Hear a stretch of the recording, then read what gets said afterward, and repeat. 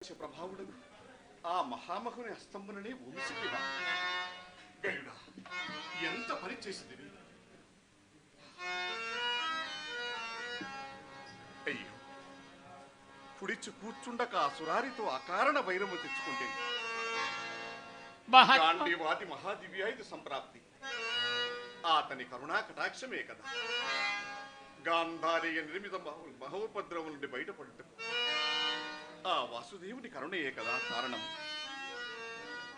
అట్టి పాండవ క్షేమం కరుండకు ఎదుకుంజనేతు వైరం ఎట్లు తప్పించుకుందు.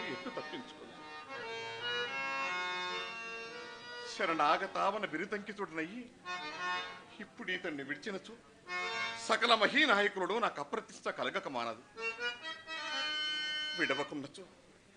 విడవకున్నచో కలలోనైనా తలంపని వైరం ఆ శ్రీకాంతునితో కలుగు. మహాత్మా, నాకు శరణాగత రక్షణను ఇచ్చినారు, మీరు మాట తప్పరాదు. ఎట్టి సంకట స్థితిలో పడితేని నిరుపమక్షాత్రమని ఎడి నిరుపమక్షాత్రమని ఎడి నెపము చేత నిరుపమక్షాత్రమని ఎడి నెపము చేత బాల్యము నుండి నా బహి ప్రాణమైనా దేవకీ పుత్రుతో పగ తెచ్చుకొంటి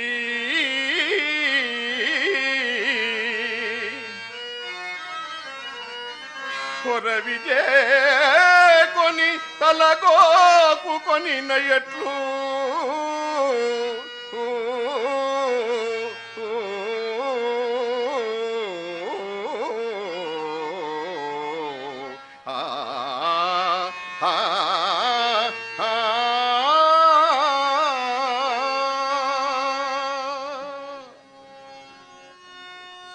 మహాత్మా, రక్షించుట కంటే కర్తవ్యాంశము వండు లేదు, కావున నన్ను విడువవలదు. నీకంటి భయము వలదు. పాలనేతుడు ఎక్కడ కయ్యము నిర్దించిన నన్ను శరణి వేడిన గైడా నీవు సంహరింపబడదువా? చూడు, ఇదే నా ప్రతిజ్ఞ.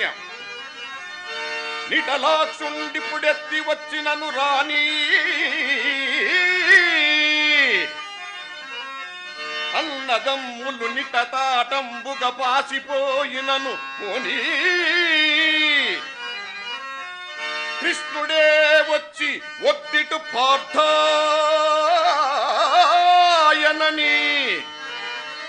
మరి ఏమైనా గాని లోకముల్ పెగ్గిలం పటు దర్పంబున నిలిచి ఈ గయుని ప్రాణం నేను రక్షించేదా.